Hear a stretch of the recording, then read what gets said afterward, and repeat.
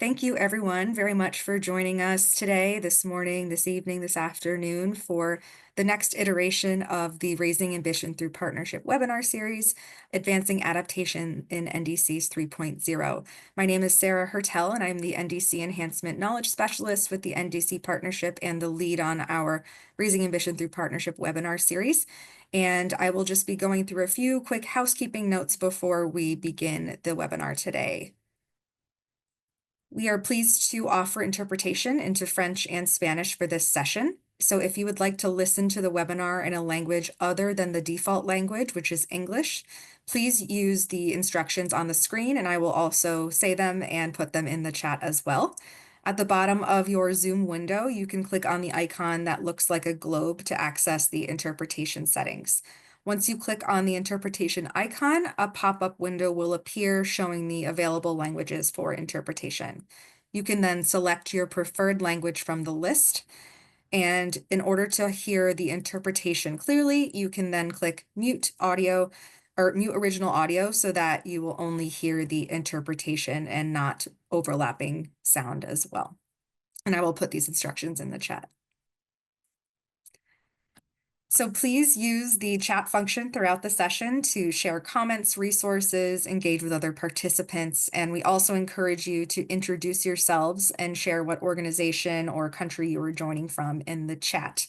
But if you have questions for our panelists, I would ask that you please use the Q&A function, the question and answer function, which can be found at the bottom of your Zoom screen. And that will be the easiest way for you to ask questions, and we will be able to monitor those questions as they come in.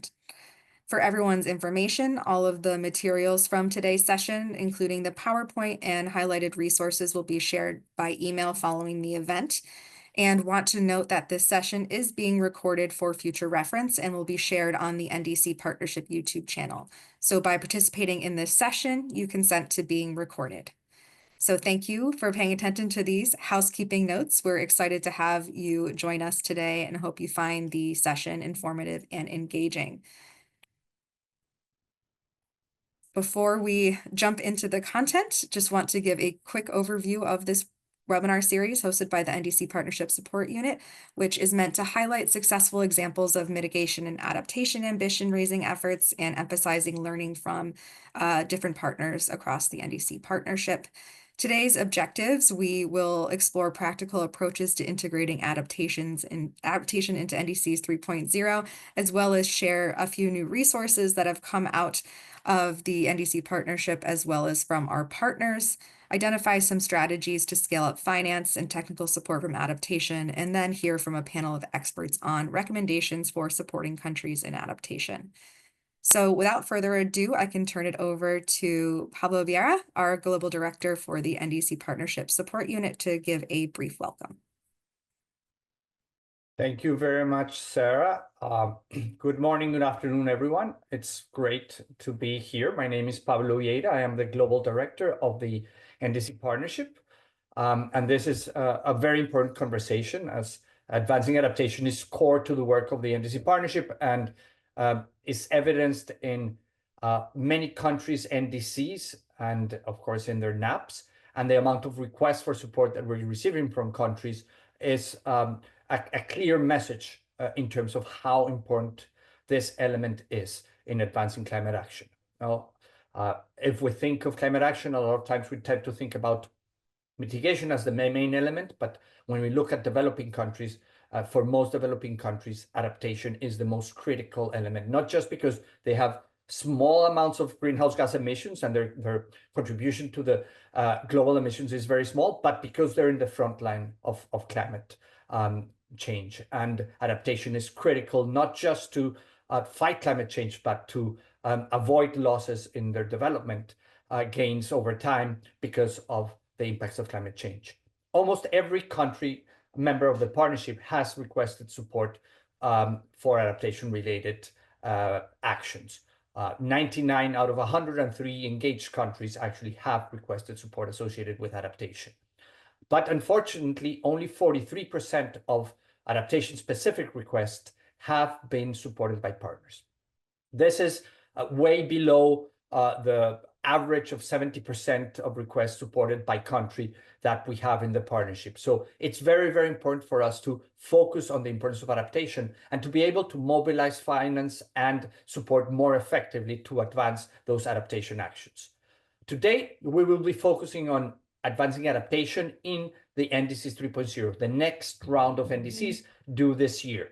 And why this is important? Well, because for countries to be able to mobilize support and finance for adaptation, they need to send a strong message about their priorities, their current situation, their vulnerabilities, and their plans to advance resilience through their NDCs, so that they can set clear targets, so that they can inform the international community about their needs, and they can more effectively mobilize finance, ideally embedding all of this into their development pathways, plans, budgets, because this is a critical element of the development.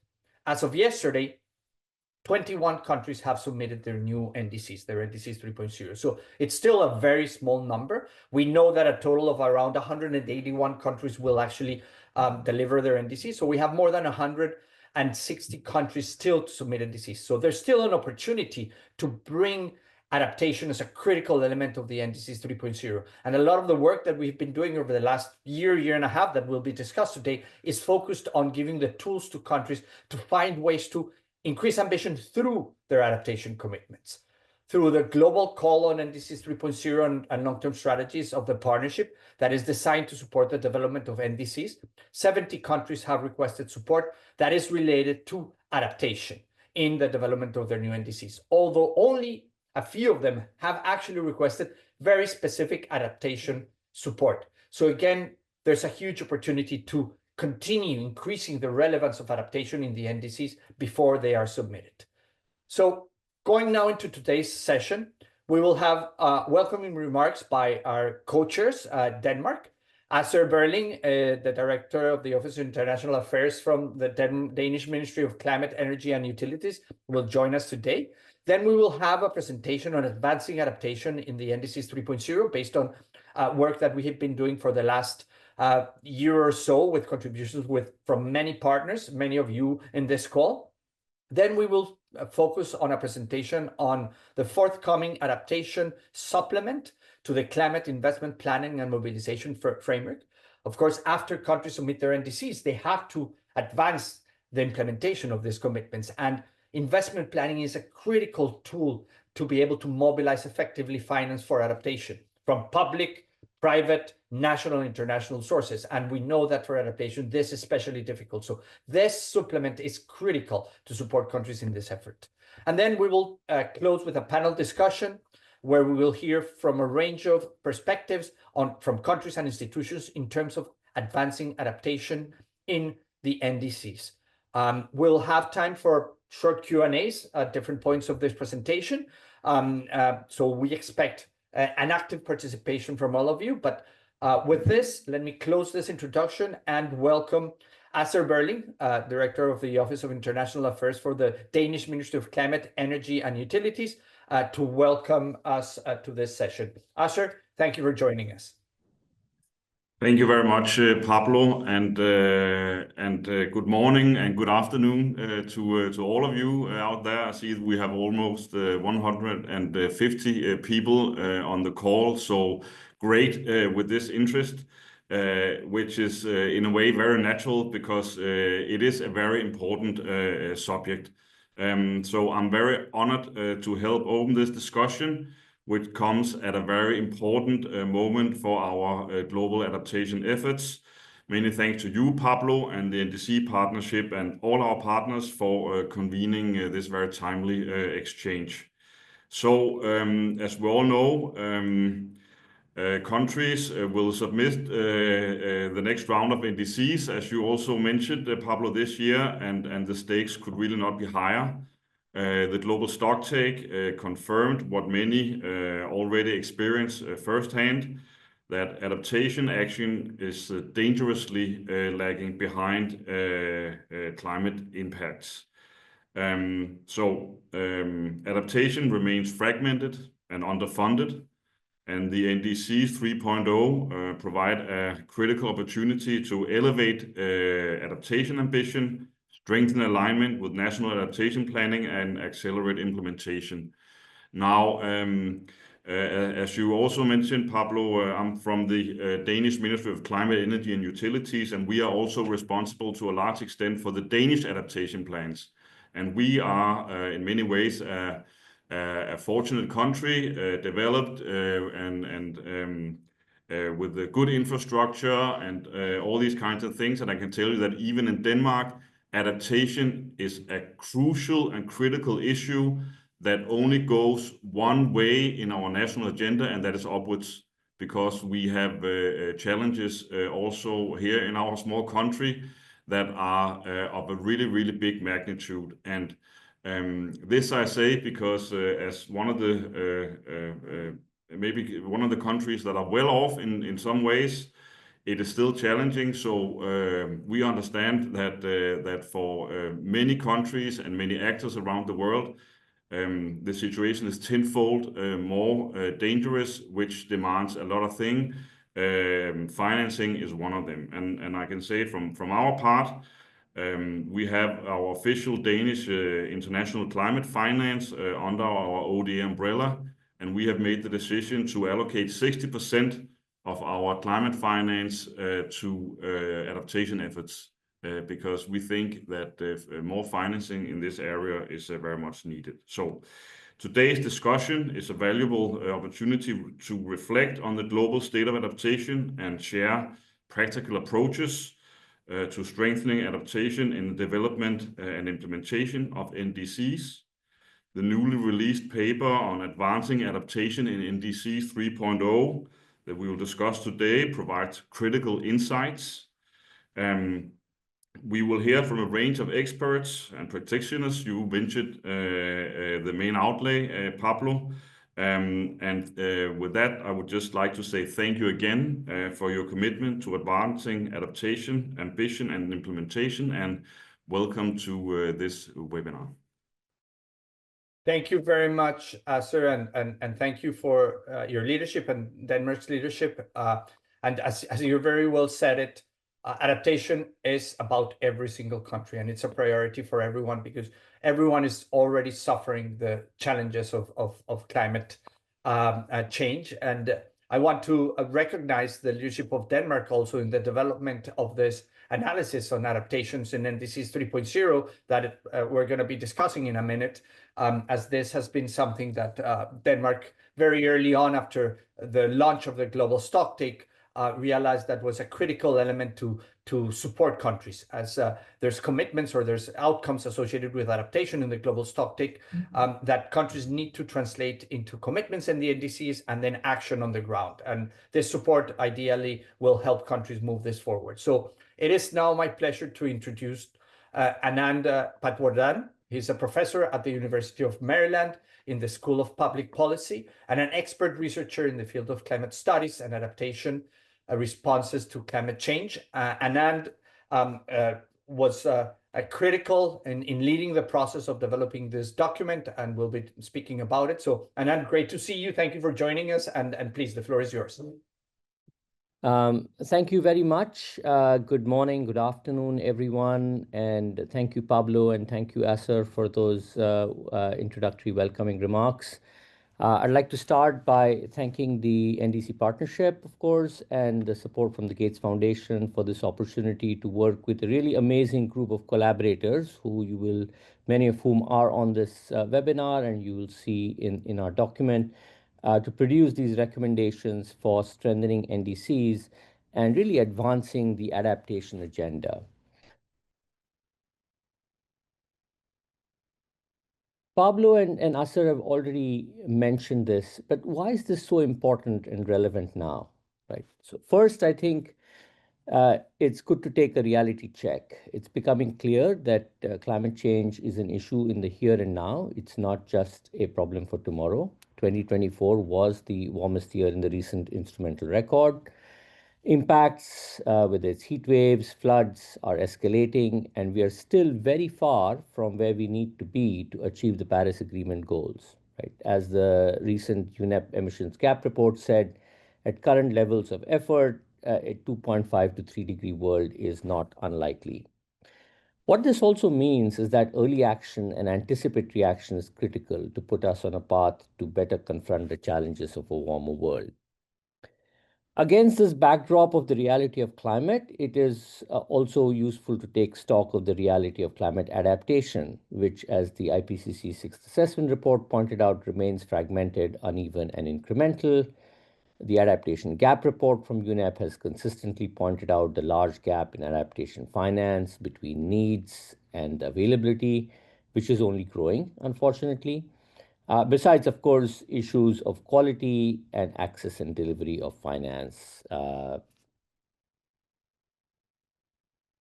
question is, can we respond to these realities by taking advantage of the current moment? And what is that current moment? Well, we are coming off the first Global Stocktake, which provided a clear direction. We have the UAE Framework for Global Climate Resilience, which elaborates the global goal on adaptation in the Paris Agreement and provides a very useful architecture for thinking about adaptation and response. And then, of course, as others have said, this year marks the submission of the third cycle of NDCs, which is a very concrete means for countries to give form to their targets and actions for adaptation. In this backdrop, the NDC Partnership convened an expert working group. I was very honored to help lead that along with Rosina Bierbaum and Carlos Nobre from Brazil, and with really incredible support from the NDC Partnership Support Unit and my colleague Talia Korover there, who's on this call. Through this working group, we put together, co-created really these 12 recommendations for how we might very practically and concretely advance adaptation in the NDCs. Three considerations drove these recommendations, right? First, really to treat adaptation as a strategic priority for national action. And so really treat that in a more strategic way and set that within the context of the global effort and the global goal. Second, keep a very strong focus on implementation. This is really the theme for this COP and what is needed to convert targets and ambition into concrete action. And third, recognizing that adaptation is really a process. This is not a one-time, one-off activity. This means we really need to embed and mainstream adaptation across sectors and scales and make it a whole of society effort with flexibility, learning, and iterative response built in. With these considerations in mind, we have put together 12 recommendations that focus on first, raising ambition, setting high goals. Second, accelerating the implementation towards those goals and sending clear signals for what has to happen for that purpose. And then, of course, strengthening the enablers that needed for implementation. The first step is, of course, to raise ambition, and that raising of ambition has to happen through both incremental and transformational adaptation and really a focus on making development climate resilient. So to do that, the starting point, of course, is to make sure that we are clear about what we are adapting to, and what we are adapting to needs to consider a full range of plausible climate scenarios. Adaptation from, as the IPCC has said, is a process of iterative risk management. And if we want to consider risk, we really need to consider a full range of climate outcomes to ensure that we are building in the ability to respond to the possible future scenarios. Second, to then look at the UAE Framework for Global Climate Resilience, which has set thematic and dimensional targets, and really build the linkage between what happens at the national level and what happens at the global level, right? One can draw inspiration from the thematic and dimensional targets in the UAE framework and use those to set appropriate national adaptation goals that are, of course, relevant to particular national circumstances and national priorities. Third, integrate adaptation into development and really look at climate action from a holistic perspective, not siloed into buckets of perhaps mitigation and adaptation, but look at those synergies, look at where we can maximize co-benefits as a means for making sure that actions are robust and sustainable. And then within that, I think a critical role is being played by nature. And so even within the space of adaptation solutions, prioritizing nature-based solutions becomes a means for actually accomplishing multiple objectives, not only objectives related to climate, but also objectives related to biodiversity and conservation, which, as we all know, are equally critical today. So that the prioritization of nature-based solutions becomes a theme as we look at figuring out what are solutions for us to work on. The report that we put out also includes very specific case studies and examples. For instance, Rwanda, NDC and NAP contain very clearly defined and quantifiable targets for critical sectors. This is the goal setting and target setting is an important dimension of what an NDC can do. It sets that signal and sets the goal. And these adaptation targets in Rwanda are not just limited to climate action, but then they're also aligned with other broader objectives, including the SDGs and the Sendai framework. The second cluster of recommendations is really to translate ambition into accelerated implementation and action. How do we move this agenda forward quickly and at scale? And that requires us to leverage existing processes such as the NAPs. The NAPs are, of course, the critical vehicle that countries have for adaptation planning. And therefore, the alignment and synergy of NAPs and NDCs becomes important. The adaptation policy cycle that was laid out in the UAE framework that goes from assessment to planning to implementation to monitoring, evaluation, and learning becomes a critical piece in that acceleration, and then, of course, adopting a whole of society approach. As I said, a very key recommendation, and we spent a fair bit of time in our process on this, is how do we better align and synergize NAPs and NDCs to ensure that these processes are complementary and work and feed on each other. But to make, as I said before, adaptation effective, it's a process and a long-term effort, which means we need to mainstream it. This requires coordination in governance, both horizontally across sectors and interministerial coordination, but also vertically from the local to the subnational to the national. And so this coordination becomes a critical part of making adaptation actions robust and sustainable. And that requires then, of course, approaches that are participatory and inclusive, that are gender responsive and include indigenous and local knowledge. And as I've said before, really work towards a whole of society approach. And that also means engaging with the private sector and non-state actors. There are initiatives like the Race to Resilience, which are very critical in that regard, that are trying to bring in a much broader spectrum of actors who are always engaged in adaptation. Given the importance of dealing with uncertainty and evolving knowledge, it's critical that we strengthen the science and knowledge base to make sure that adaptation actions are evidence-based, that we build learning and the generation of evidence into the process of implementation. And that requires engagement with the science and research community and also development of new solutions. And then, of course, establishing robust monitoring, evaluation, and learning systems, again, to drive adaptation forward in a more iterative and learning-based manner. We have, again, examples in the report, a case study from Fiji that demonstrates how local and traditional knowledge has been integrated into national adaptation plans, and traditional practices, when coupled with scientific knowledge, can really help make actions that are robust and evidence-based. Build all of this, of course, ambition and implementation rest on the base of enablers. And so obviously these enablers need to be strengthened both at the global and at the national level. And our recommendations touch upon two key enablers, of course, capacity building and finance, building human and institutional capacity in varying segments of society. And then, of course, really creating an environment that helps us unlock adaptation finance at scale, recognizing that in practice, we will have to actually blend and combine finance from many different sources, domestic and international, public and private. And ultimately, at the end of the day, the real question is, can these resources flow at the scale and speed needed to where the action is actually happening, including at the local level. And I'm really happy that we have on the panel our colleague from Jordan, who will, I'm sure, bring in some of the experiences from Jordan that have been remarkable in terms of how we can address these impacts in a more integrated and holistic manner. And so really happy that we have that coming up shortly after this.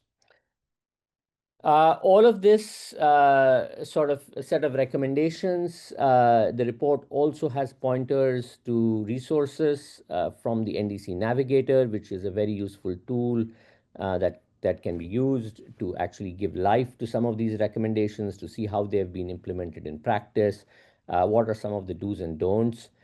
We also, during the course of this report, recognize that some of these recommendations might well be things that countries might want to signal in their NDCs as actions that they will undertake than things that they might do already, given how short the time frame is for this cycle, right? So given that we are really coming up on the submission for the NDCs, some of these recommendations might perhaps be more suited from a longer term perspective, but really something that countries can signal that they can use to strengthen and advance action. Ultimately, of course, all our goal is to see how we can accelerate and deliver adaptation actions at the scale needed that addresses the vulnerability, that addresses the needs of the most vulnerable communities. And in this regard, NDCs become a very useful tool for both signaling that political will for action, but then also trying to bring in this whole of society, whole of government approach that can unlock responses at scale and speed. As I said before, it has been a pleasure working with an amazing group of collaborators, institutions, UN organizations. Mire from UNEP is on this call.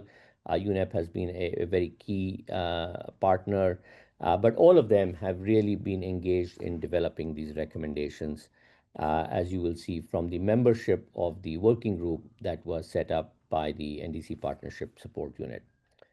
So with that, thank you very much. The resources are available, and please feel free to pose any questions now or later. We would be very happy to address them. Thank you very much, and back to you, Pablo. Thank you very much, Anand. This has been a very, very interesting work, and I already see a few questions popping up in the Q&A box. So definitely, you have raised very important points, and I think critical elements for a conversation. So thank you again for taking this forward, and for everyone who participated in the development of this paper that I think will be very useful, not just as a framework for this next round of NDCs, but more broadly in terms of thinking NDC adaptation in NDCs and in climate action and effective implementation. And with that, I think it's very important for us to move to the next presentation from Adrián Flores Aguilar. He's the Climate Finance Associate at the NDC Partnership Support Unit, and he will be presenting on the adaptation finance perspective and forthcoming research that is defined to help countries move from those targets in their NDCs to actual implementation on the ground, taking much of what you just presented and into account. So, Adrián, the floor is yours. Thank you very much, Pablo. Just to confirm that you can hear me and you can see my screen. Yes, great. Thank you very much. It's a pleasure to be here. Today I'm going to present, like Pablo mentioned, more on the finance side of adaptation action, just highlighting on some resources that we have prepared and that are preparing at the NDC Partnership in collaboration, of course, with all of our partners. I think Professor Padawan kind of set the stage in terms of the urgency of adaptation finance. I just want to highlight that at this stage, adaptation action and the mobilization of adaptation finance is not only a choice, but it's a necessity for most of the countries. This underscores, of course, the critical importance of the strengthening adaptations goal in the next round of NDCs and NAPs.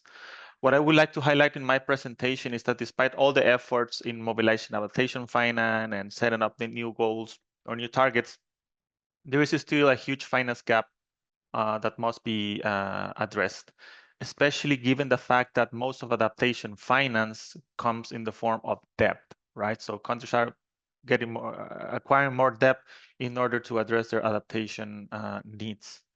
And several barriers can be addressed to improve the adaptation, mobilization of the planning of adaptation finance and the mobilization of adaptation finance. First, there's the need for more private sector engagement. There's a limited private sector engagement, often driven by perceived high risks, and also short or limited bankable projects on adaptation. There's also fragmentation between planning and investment processes, which usually results in misaligned priorities or disjointed priorities, but also insufficiently funded adaptation-related finance strategies. And finally, a very important one that we're trying to address and to support from the NDC partnership is the institutional and technical capacity constraints within governments, ministries of environment, ministries of finance, sectoral ministries, etc., which limits their ability to effectively design, prioritize, and implement viable adaptation investments. Despite the challenges and the challenging scenario, we also are presented with an opportunity. We have a new round of NAPs, we have a new round of NDCs. So this is the opportunity to make sure that they are investment ready, that they are investable, because experience tells us that in most of the cases, in previous experiences, this was not the case. There's also an opportunity here because several entities, for example, the Global Commission on Adaptation, highlighted that the high returns on adaptation investments. So this makes adaptation action not only something that is urgent, but more importantly, something that it's financially smart. So it's the right way forward, the right way to go. To support countries in the mobilization, the planning and mobilization of climate investments, including adaptation finance, the NDC Partnership, together with the Green Climate Fund, developed the Climate Investment Planning and Mobilization Framework, or CIPMF. I invite you to visit our recently launched website, climateinvestment.ndcpartnership.org.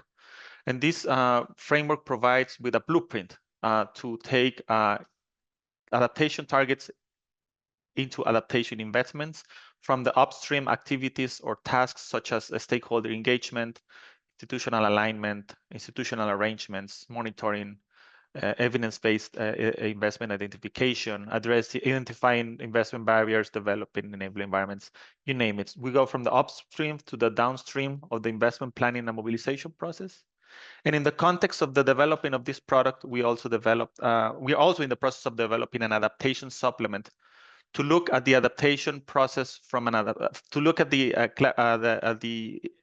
framework from an adaptation lens. What does it mean to translate adaptation targets into investments? And this includes, for example, there are three main contributions of this supplement.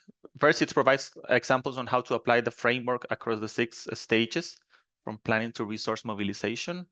It also supports the effective programming of adaptation finance, ensuring alignment with national priorities and development priorities of the country.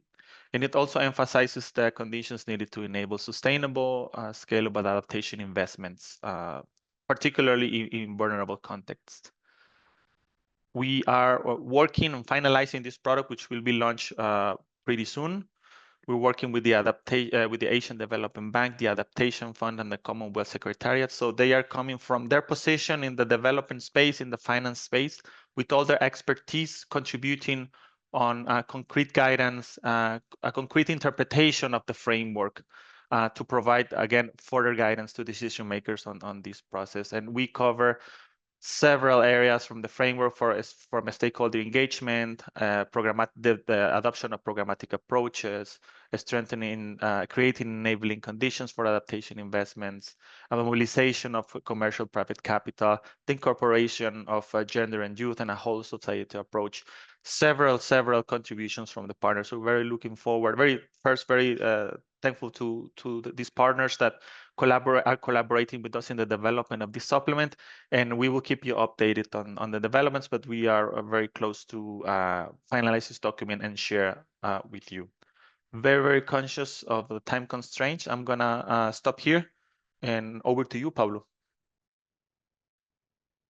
Thank you very much, Adrian, and again, a very useful tool.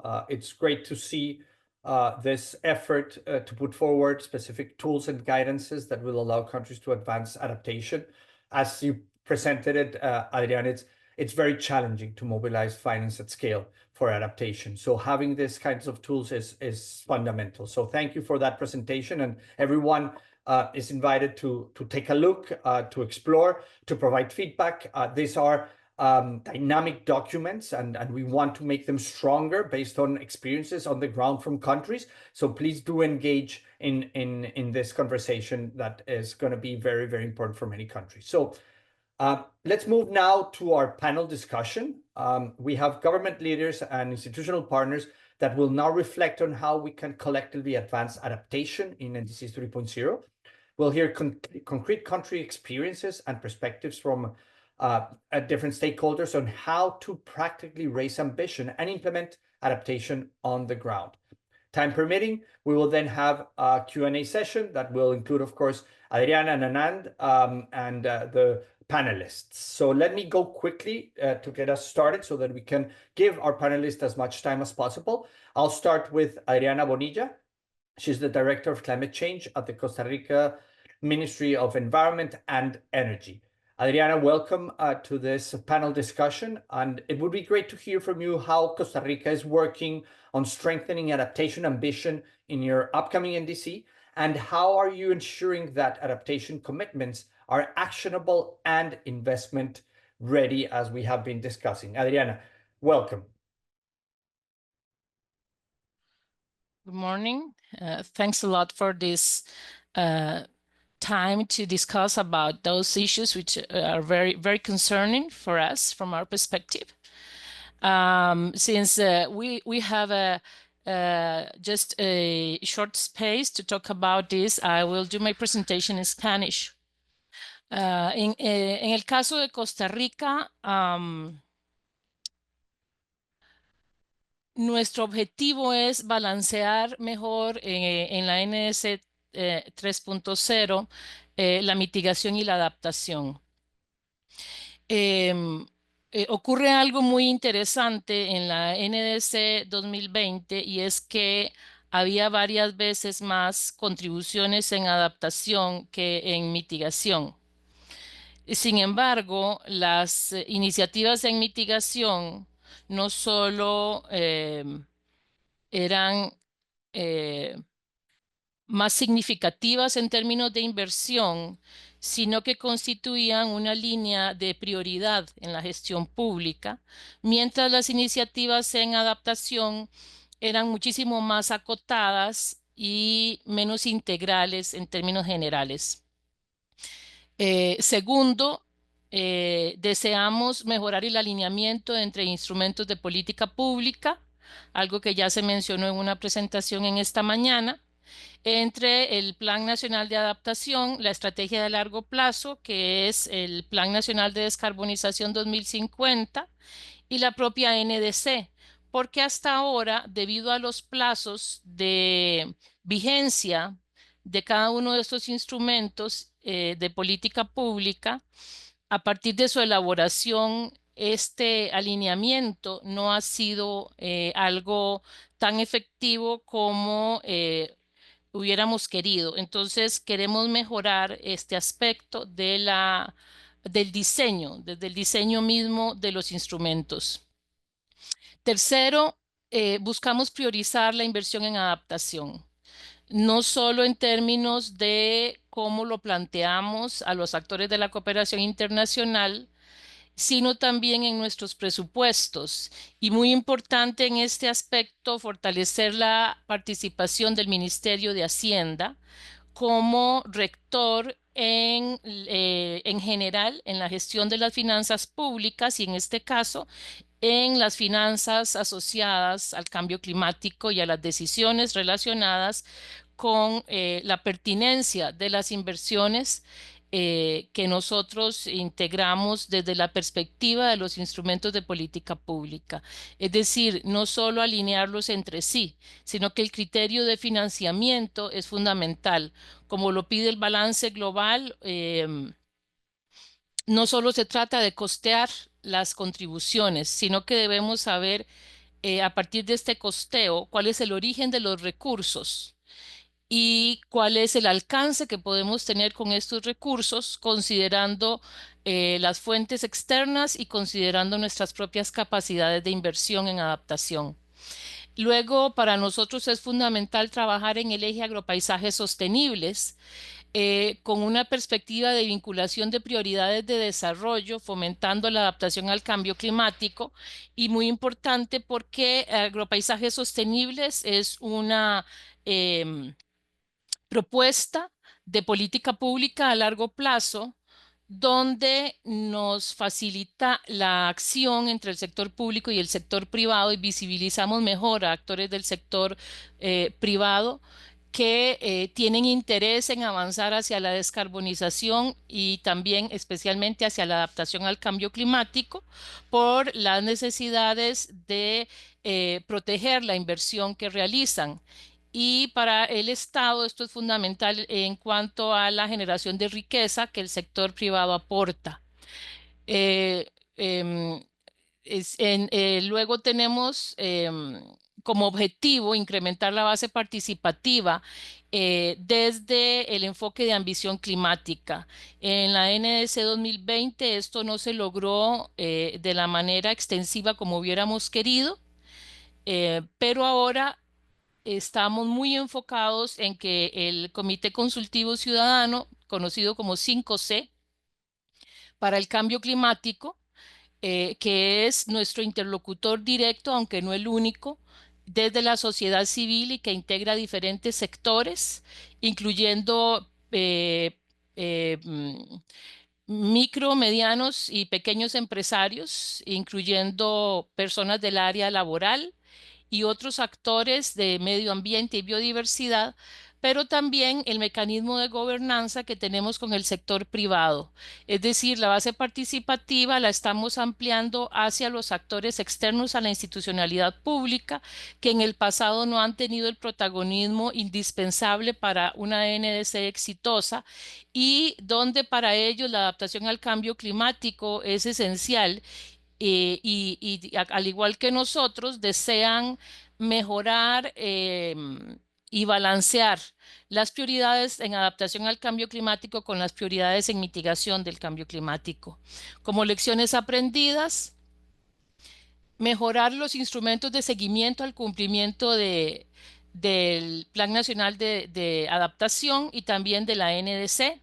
Si bien en este sentido venimos invirtiendo desde hace mucho tiempo, la modalidad de seguimiento que recae en los actores no ha sido la más efectiva y consideramos que la Dirección de Cambio Climático del MINAE debe asumir una tarea mucho más protagónica para poder tener periódicamente un criterio técnico basado en datos de avance en el cumplimiento de los instrumentos, en este caso la NDC y el NAP, en sus alcances de la adaptación al cambio climático. Así que estamos desarrollando acciones para mejorar la inversión en estos instrumentos de seguimiento, las capacidades de reporte y el apoyo a los actores para el cumplimiento de estas iniciativas. Un aspecto muy importante es el alineamiento de la NDC tanto en sus contribuciones de adaptación como de mitigación con la metodología del Plan Nacional de Desarrollo, de manera que los indicadores que se diseñen se puedan ver reflejados en cualquiera de estos instrumentos de planificación y faciliten a los actores institucionales el destino de recursos para las contribuciones. Igualmente, el involucramiento de actores para un proceso exitoso de implementación, como ya mencioné, y la coherencia y alineamiento entre políticas públicas exitosas. Nos referimos, por ejemplo, al programa de pago por servicios ambientales que, habiendo iniciado hace 30 años, hoy se concibe más bien como una iniciativa de acción climática porque aporta a la mitigación, pero también muchísimo a la adaptación, y que hoy se extiende también al sector marino costero, no solo continental. Em, y con este también otros programas como el programa País de Carbono Neutralidad, que ahora tiene un componente de adaptación y que estaremos relanzando como el programa País de Liderazgo Climático. La alineación de estos con la NDC en su componente de adaptación y con el NAP para nosotros es algo fundamental, de manera que tengamos coherencia en las iniciativas derivadas de cada una de estas acciones y que los actores puedan insertarse más fácilmente para participar de estos procesos, especialmente considerando alianzas público-privadas y también el interés de la sociedad civil por poder participar en aquellas instancias donde su perfil es afín al proceso. Finalmente, mejorar el flujo de financiamiento hacia la adaptación, que es un desafío que tenemos como muchos otros países, y debemos identificar de qué manera podemos atraer más y mejores inversiones desde el sector privado, no solo para invertir dentro del sector privado, sino como alianzas público-privadas. Muchas gracias. Muchas gracias, Adriana. Thank you very much for that. I think that very clearly raised some of the challenges that you face, but also very important to see how many of the best practices that we have been discussing about are already being implemented. So thank you for that. Let me now pass it on to my friend, Belal Al-Shakarin. He's the Director of Climate Change at the Ministry of Environment in Jordan. Belal, how is Jordan planning to enhance the adaptation component in its NDC 3.0?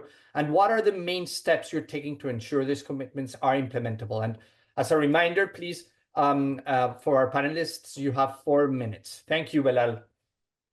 Well, thank you so much, Pablo, for that. And really, I would like to express my gratitude for the important meetings that always organized by the NDC Partnership. So, talking here about adaptation, thank God, first of all, that we are working within the UNFCCC and the global climate change methodology in order to really update and upgrade our NDCs worldwide so that we can meet the targeted issue within everything. So as been said previously in the presentations, the adaptation is the most important matters in the developing countries, not only due to the small amount of emission that they share to the global emissions, but also that they are the in front facer of any let's say climate crisis or any risks that they can be resilient to have that. In Jordan, we are trying to enhance our adaptation in a very good way in the updated, hopefully, NDC 3.0. We are working, we have been working also within the NDC partnership in order to put the cost-benefit analysis of our prioritized adaptation schemes, and also at the same time, we've created several sectoral action plans for the green growth as those adaptation sectors, whether it was for water, agriculture, social development, and all of those issues within a bankable and actionable projects. At the same time, Jordan issued what's called the economic modernization vision, which also relies on 4 pillars. One of the most important pillar is the climate and green growth in all of the sectors. Each sector which is related to adaptation, we've generated in that sector a specialized strategy for climate resilience at that sector. We do have it for the strategy for the water sector, and we are working on it in order to integrate that in a very good and enhanced way, and whether it was for mitigation or adaptation. At the same time, we are launching the one for the health sector so that we can have the resilience for the new diseases, or whether it was vector-borne disease or any other issues. In order to reiterate what been said about the climate adaptation financing issues, we can go back to the also the core matter of the project and financing matters, which has to have a very reliable and accessible data, which has to have the components and the paradigm shift of everything, which has to have the profitability that can show the good profits for the ecosystem and those things. And in this way, we are trying in Jordan to create those nexuses in a way for the Wi-Fi nexus, and also at the same time for other adaptation nexuses that can combine all of related sector together. I'm looking to the clock at my side. I do not want to exceed the given time. Again, the lesson learned and the experience exchange that NDC partnership provides to us is a very valuable and very precious thing that we can all learn of. Thank you so much, Pablo. Thanks for the audience for their issues. If any question, I'm happy to answer. Thank you. Over to you. Thank you so much, Bilal, and for sharing the experiences of Jordan, where clearly adaptation is fundamental, especially when you look at sectors like water and agriculture. So great to hear from you.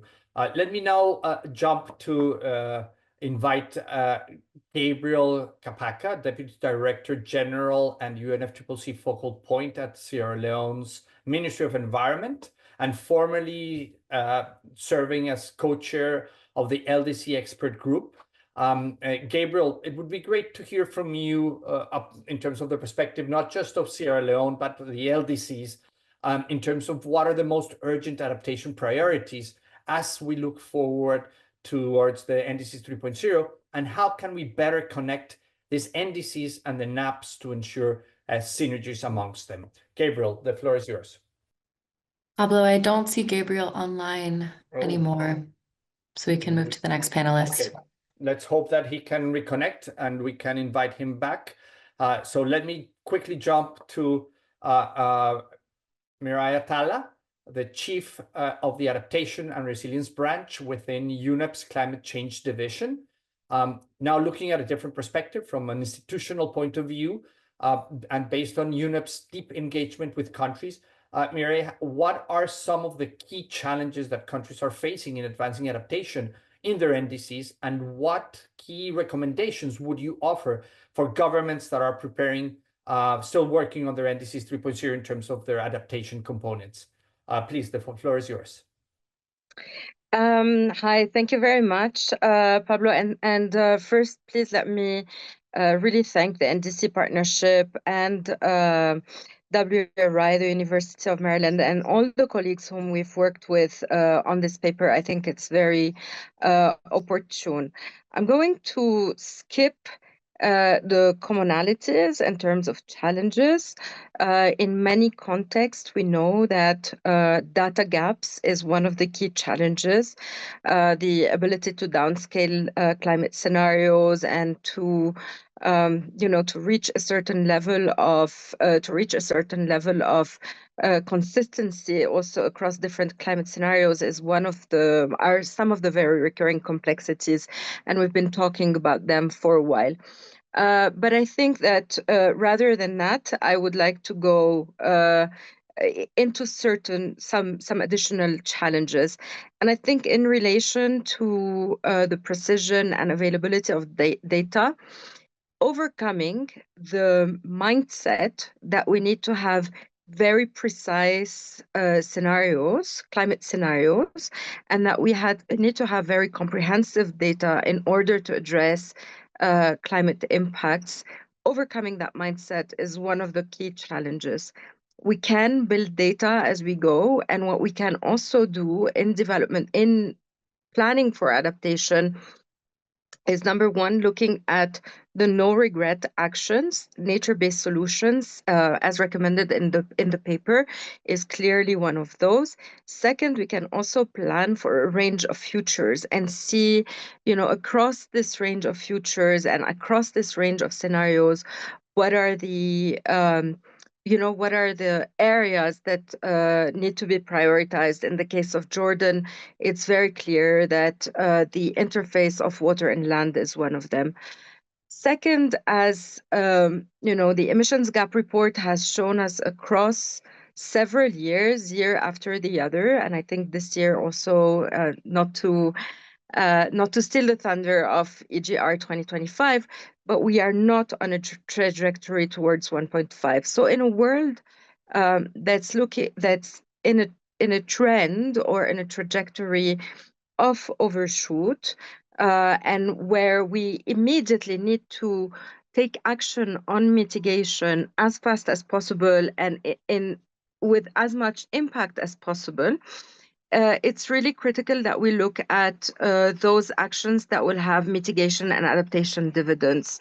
In that sense, I'm thinking, for example, about cooling in the case of extreme heat, passive cooling via nature-based solutions, via building codes, via district-level cooling is one of those that will deliver adaptation benefits through thermal comfort, without necessarily leading to increasing greenhouse gas emissions through a very strong reliance, for example, on appliances, or creating surges on power grids.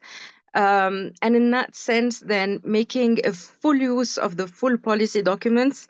Adriana did a very good job at, explaining those challenges across BTRs, National Adaptation Plans, NDCs, adaptation communications, NBSAPs, and then you layer on top of that development strategies and sectoral plans. So that's one of the critical challenges, is really to think about all of these as pieces of one holistic puzzle rather than one layer that adds into the other, by finding means and ways through which they can add value. And in that sense, it's very easy to say should and must and have to, from a theoretical and conceptual point of view, but when you hit it at the country level, it becomes complicated. But in that sense, so I would like to offer, for example, that the climate risk and vulnerability assessments that are undertaken in the context of an app can serve to inform sectoral strategies and how and whether adjustments are needed to cope with climate impacts. And in the same vein, one can do a climate sensitivity or a emission sensitivity of sectoral plans to look at again the extent to which the trajectory on which they are set may lead to more emissions and or more climate impacts. Then also addressing some of the issues that were raised in the presentation on climate finance. A lot of countries, there's the coalition of finance ministers on climate action is growing, and I think there is scope and space for a lot of countries where climate change is really dealt with by either a Ministry of Environment or a Ministry of Climate Change in some of the best circumstances, to reach out to ministries of finance, to look at the coalition page and reach out to the ministries of finance at very early stages to recommend or to see the extent to which budgets can be aligned. Uganda is one of those countries where the Ministry of Finance has a climate unit. Costa Rica as well. There's quite a few countries around Indonesia, the Netherlands. So, you know, it's a matter that touches both developed and developing countries, and where even if the Ministry of Finance is not part of the coalition, you know, kind of inviting them and speaking their language and looking at quantifying also the cost of inaction becomes really, really critical. And then maybe what I conclude with, joining you from Ethiopia, that's one of the most vulnerable countries to climate change, is really coherence. When I look at the Ethiopian landscape in terms of restoration of ecosystem restoration and reforestation, there's a lot of plantations of eucalyptus. At the same time, Ethiopia is one of the countries that is recurrently suffering droughts and intensifying droughts. So again, the coherence between restoration policy and climate risks and vulnerabilities is really, really key. And you know, taking the time to assess the extent to which one policy undoes what another policy is aiming for, or what one plan undoes what another plan aims for, is time that is worth investing. And we all know that coordination takes time, but again, in the face of climate impacts and in a trajectory of overshoot, it's definitely time that is worth spending. Thank you very much. Thank you, and as always, a lot of very, very valuable points from your side. I think that how we bring together the different instruments on the ground where things are happening and implementation is happening is critical. Countries have so many things that they need to develop, so many plans, so many commitments, so many burdens in terms of that. They need to become an effective tool for action on the ground. Otherwise, why are we asking them to do so many of these things? So, and I think that you bring a very important point in terms of having the leadership across government, but especially bringing the ministries of finance on board that will help mobilize the finance for this action. So thank you so much. Gabriel is back, so I'll go quickly to you, Gabriel. And it would be great to hear from you in terms of the perspective of a country like Sierra Leone, but more broadly in terms of the LDCs, based on your experience in the LDC expert group. What are the most urgent adaptation priorities as we look at NDCs 3.0, and how can we better connect these NDCs with the NAPs to ensure synergies, as it was discussed before by Mireille? Thank you, Gabriel. Yes, thank you so very much, Paulo and dear colleagues. Apologies for joining very late and because of technological issues. So as you already said, from the LDC to start with, the priorities for adaptation, I think the first point of call, even from the LED group, is firstly for LDC countries to have their NAPs, because that is a key instrument, because you cannot, for example, try to address resilience if you don't have a kind of a working program that could help you. So we see that having firstly the NAPs is very key for the LDC countries, even Sierra Leone, because one, it will help countries to know the sectors that are vulnerable to the impact of climate change, and also to help countries for them to understand what are the resources that they need for them to implement the adaptation priorities and actions within the LDC countries, and also Sierra Leone, to be precise. And to the questions, for example, how we see that this can also maybe feed to the NDC itself. So we think from the side of the leg itself, you remember we've had a lot of conversation with LDCs for them to formulate their NAPs. We've already trained them to see what are the elements that goes into their NAPs, and then also how can they cost their adaptations, how can they try to see the funding windows that they could also look into. But also when it comes to the alignment of the NAPs to the NDC, we think that it has to be a two-way approach. So firstly, if let's say if the countries develop the NDC before their NAPs, which means whatever adaptation priorities within the NDC must be reflected in their NAP itself. Because we want to see that like there's a seamless approach when it comes to implementations, not like for us to having a kind of a different approach. And same way, if we see that countries have their NAP first, they be developed, and then before they have their NDC, like in the case of Sierra Leone, we had our NAP first before we develop our second NDC.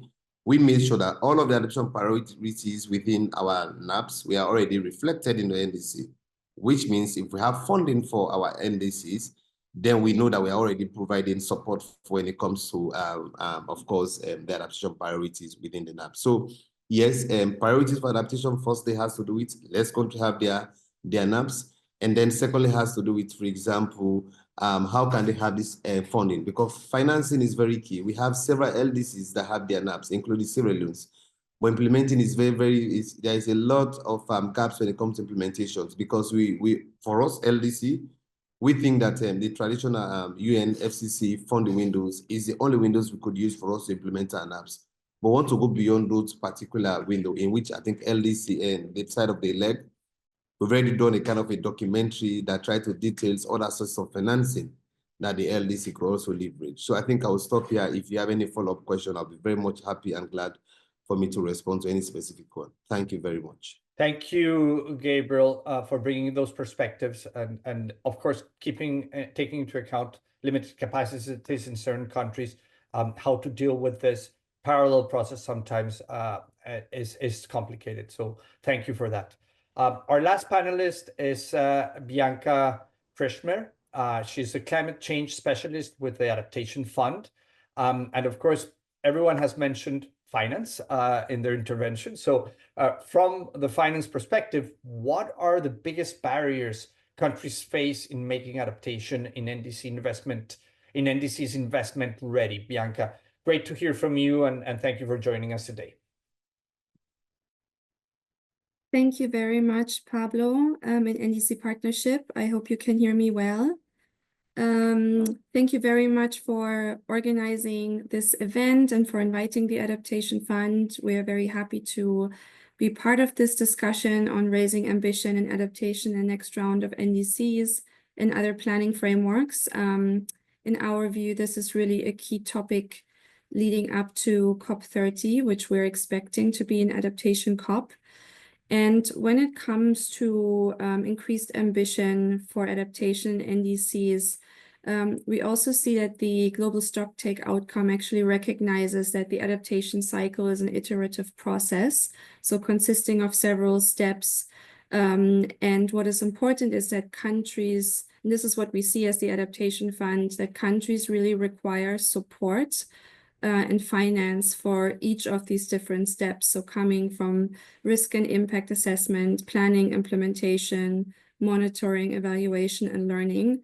The GST outcome also highlighted the need for additional grant-based financing for adaptation, and also recognizes the importance of the Adaptation Fund in the climate finance architecture, because the fund really does that. It provides much needed grants for these different steps and themes of adaptation, which we see as themes of see as enablers for adaptation finance. So from dedicated readiness support for accreditation of direct access entities to project preparation and technical assistance for concrete adaptation projects, but also projects that focus on innovation and adaptation, meaning to pilot and scale up innovative and new adaptation approaches and technologies, but also for locally led adaptation, so that those are projects that really focus on putting local communities in the driver's seat of adaptation planning and implementation. The fund also provides grants for learning, to capture learning from projects and project scale up. And the fund provides all of these grants through streamlined and relatively simplified access procedures. And the fund also promotes direct access and locally led adaptation. All of the funding proposals, when submitted to the Adaptation Fund, they are screened for their alignment with NDCs and NAPs to really ensure that projects do respond to and are consistent with national adaptation priorities. So from the Adaptation Fund's perspective, we really see that any work that is put into developing more ambitious NDCs and also NAPs will ultimately support the mobilization of finance, and also vice versa. Any evidence and learning from concrete projects that are financed by the Adaptation Fund, but also other funders, can then inform the next cycle of adaptation planning to make it more ambitious over time, and to use that learning. We really appreciate the recommendations for advancing adaptation in NDCs 3.0 by the Adaptation Working Group. And in the interest of time, I don't want to mention too many of these, but just obviously that reaching the scale is a big challenge. So we are also actively working on this scaling up aspect. And so a critical challenge, to also respond to your question, Pablo, we see when engaging with countries is how to move from adaptation finance planning to implementation, and how to match identified adaptation priorities and solutions with available finance from different sources, which is also why we're, of course, partnering with you, the NDC Partnership, on this adaptation investment planning tool. And from our perspective, there's a real opportunity to use these adaptation planning processes to inform more strategic and programmatic decision-making. So how to strategically use available sources of finance, which we know are insufficient, right, for adaptation, and especially grants.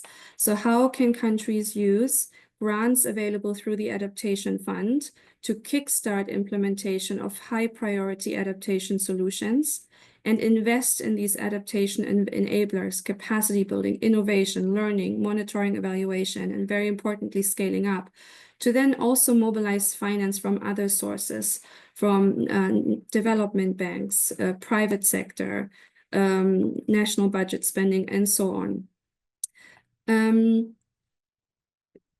Yeah, in the interest of time, maybe just also mentioning one of the other, so moving to conclude, but I still want to mention, of course, the bigger overarching challenge that we see, which is really just the availability of predictable and grant-based resources.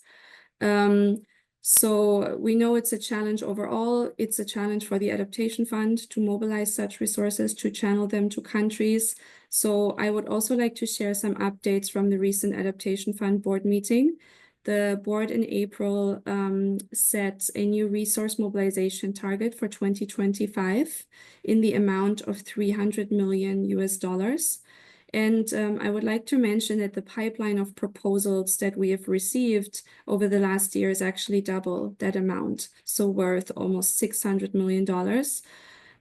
So responding to this increasing demand, the board has also increased the maximum project size from 10 to 25 million, and also doubled the amount available per country for single country projects from 20 to 40 million.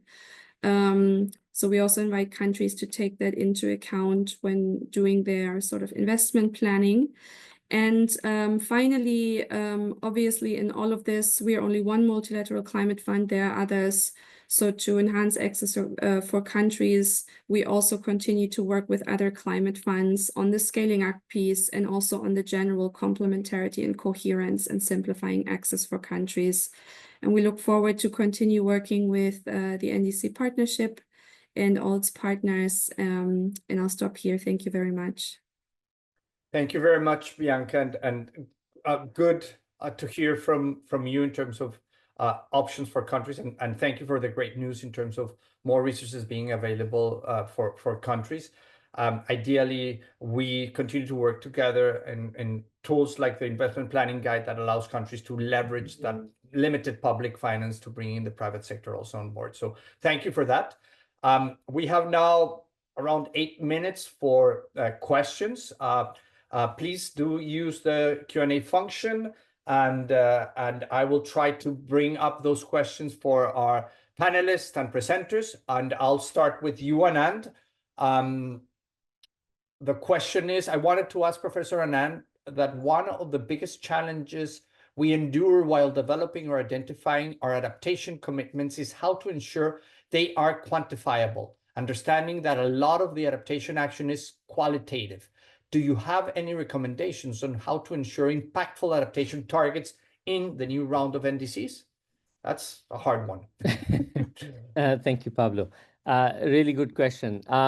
So I guess there are two suggestions I might make. The first is, I think and this is why we bring specific reference to the GGA indicators under the UAE Framework for Global Climate Resilience, because the framework does have targets for sectors, thematic targets, as well as dimensional targets.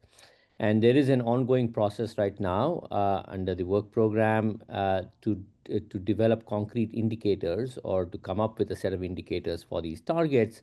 And that could be one starting point for countries to say, okay, we have some global targets, we have some potential indicators for these targets, and now what's appropriate in the national context in terms of goals. The other is to also look at, we do have global targets that are relevant from a resilience adaptation perspective in other domains, including, for example, Sendai on disaster related to disaster resilience, the SDGs themselves. So there are other sources from where we can draw both specific goals and indicators, but then also targets that may be at risk from climate change. So I think that will give more concrete form to target setting in the NDCs. Thanks. Thank you very much, and that's a very, very good point. So hopefully that's useful to everyone. We have another question, and maybe I'll start with you, Gabriel, if you're willing, as this is about NAPs and on LDCs. But how do we integrate indigenous knowledge in NAPs and NDCs for LDCs, and I guess more broadly? So I think very important point in terms of participatory processes and bringing specific knowledge from communities such as the indigenous communities. Anything that you can share in terms of experiences that you have seen across the LDCs on this topic? Yes, yeah. Thank you so very much, Pablo, for that. And I think to start with, when it comes to the indigenous knowledge and how to integrate them into the NAPs. So from the side of the leg, we're looking into the two-front approach. That is, firstly, when you're formulating the NAP itself, how they could also be incorporated, and also when it comes to implementation. And what we've been doing over the years, we've been working with the, of course, the facilitating group for indigenous people groups. I think one of the UNCCC. We normally invite them to our workshops. So we think that the way we could integrate them into, of course, the NDC has to do with, firstly, when countries are formulating their NAPs, they need to make sure that they try to dialogue with them for them to understand what are the issues that they are faced with when it comes to adaptations, of course, within the accounts of climate change. And also when countries are trying to flesh out their adaptation actions and priorities, they also need to dialogue with the indigenous people. In fact, we are looking forward to see maybe for some countries, whether they can even have like indigenous knowledge to be a kind of a whole prone approach, like a whole session. And also when it comes to implementation, also that this also should be engaged in the process. So it has to be like before and after, they should be part of the process, engaging with them to see what are the issues that they are faced with, and how do you think that it can be resolved. If you are funding when they're implementing, they should also be on board for the implementation process. Thank you very much. Thank you very much, Gabriel. And I think that we're seeing a lot of questions related to consultations, to inclusiveness, to capacity building across the different questions that we have. One of the last question that we have here, the latest one, is how do we ensure that NAPs and NDCs are inclusive and no one is left behind? I'll leave it open, but I know that probably, Mary, you have a lot of good ideas about this and experience on this. So maybe I'll start with you, but then others, if you want to come in, please do come in. Yes, sure. Thank you so much, Pablo, and thanks for this question. It's actually a difficult one because in many cases, as you know, there's a irrespective of the size of the country, it's the same financial envelope that is allocated for the design and development of a NAP when and if there are resources from either the GCF or one of the vertical funds that are accessed to develop the NAP. So it's really difficult and complicated to ensure that inclusivity. And I think that this is where the convergence across the different planning instruments can be achieved, can actually help achieve that objective. What we have seen, for example, we had a case in the DRC where we saw that there was a full-on participatory process to develop and design the REDD+ strategy, which in principle is a subset of a NDC on the land use and forestry sector. But because that is one of the key elements in addressing, or one of the key priorities in addressing climate change, both from a mitigation point of view and adaptation point of view, because of the resilience aspects, because forest is key for achieving biodiversity objectives as well. A lot of resources were invested to ensure full inclusivity in that space. And I think weaving in, I read in one of the Q&As, to avoid death by mainstreaming of adaptation. It's true, and it's important that we avoid that, but there are, in some cases, weaving, the different sectors, different stakeholders across a dedicated process that can then be transposed to other planning processes, I think could be the way to achieve this. And that prevents me from saying we need to prioritize the critical stakeholders, then we would be leaving others behind. Thanks. Thank you very much, and again, very important points that you bring. We just have a minute left, but I want to see if anyone else wants to come in with on this question, or else we will then move to the closing. Please, Belal. Well, thank you so much. What been said by Mary is very wonderful, but I wanted to talk in a different way, that all of we should work within climate, within the environment, within the SDGs, within a holistic approach. So if we are doing our NDCs, we are trying to ensure climate justice. We are trying to ensure the just transition, the gender, youth engagement, all of those things. The accountability and the reflection between mitigation and adaptation, and the joint venture between both within the co-benefits of each, that could within the holistic approach of all of that can result within a very integrated one, within not leaving anyone behind. Thank you, Pablo. Thank you. Thank you very much. And I'll just quickly take a minute to say, based on Ivy's question in terms of capacity building and peer learning, that we're happy to support any of our member countries in any of these efforts. Of course, this knowledge exchange, this webinar, is part of that effort. But if there's particular points or topics that you want to discuss through peer learning, if you want to learn from anyone in particular, country to country, institution to country, we're happy to facilitate that. And of course, capacity building is the most important type of support that is provided through the partnership.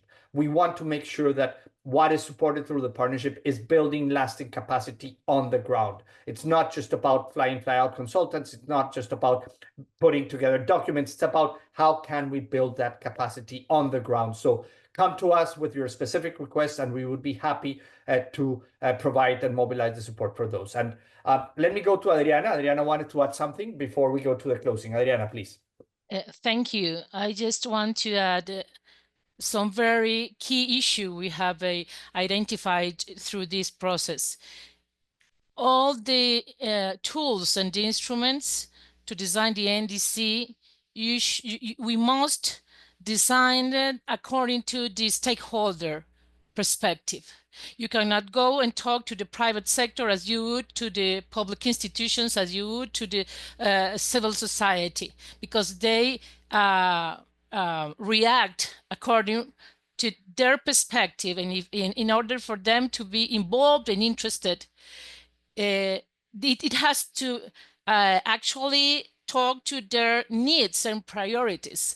So if the private sectors need to build up on actions to actually provide for the business model they have, you need to think about that and not to talk with them as you would to the public institutions, for instance. Just I wanted to say that because we've been struggling with that, but it's very important to take that into account. Thank you.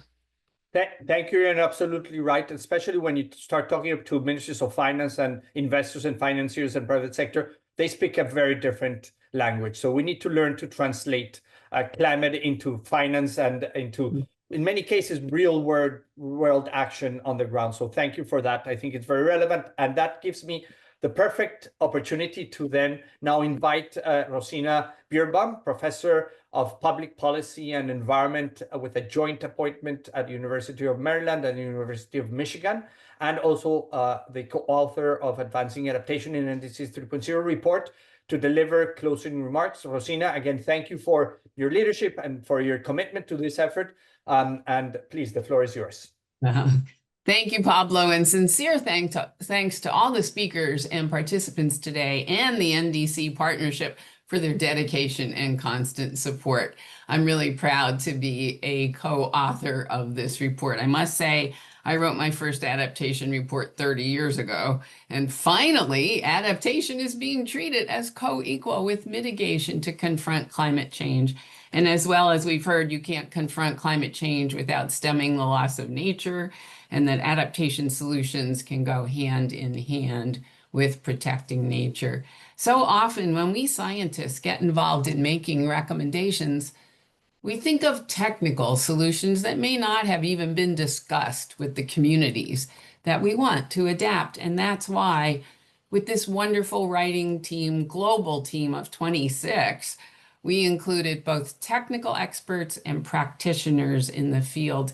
And I'm especially pleased that for each of our 12 recommendations, we have a country that is already implementing that recommendation. So our recommendations are not theoretical. They are in practice and can be replicated.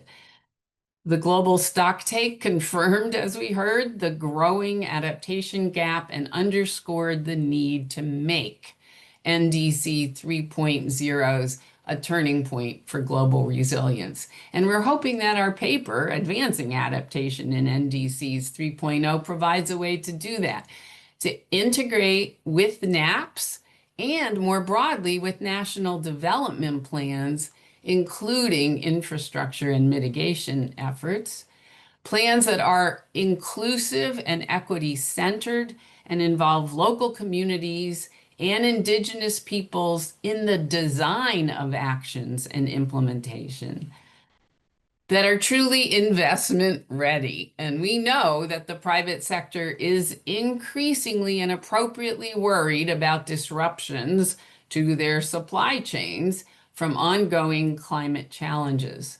It's a challenge, but it's also an opportunity for blending finance. Plans that include measurable targets so we can monitor our progress and adjust if needed.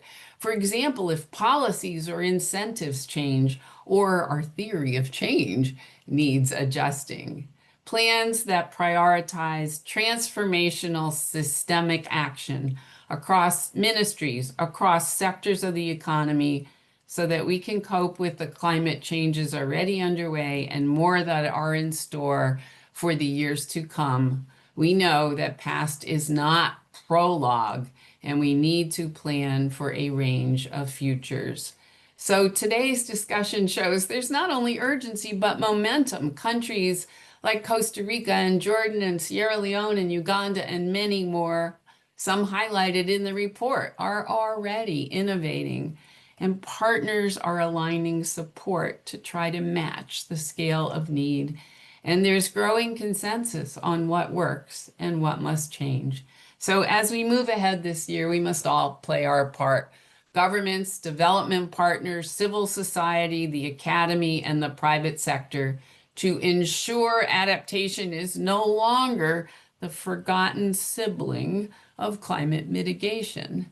Let's take what we heard today and put it in practice so that NDCs 3.0 truly help communities adapt, thrive, and lead the way towards a more resilient future. Thank you all again for your time and commitment. Thank you very much, Rosina. Thank you to all our panelists, to our speakers, and everyone participating today. I hope you enjoyed this conversation. More will follow. Resources that are available for all of you were presented today. So thank you again, and have a great rest of the day.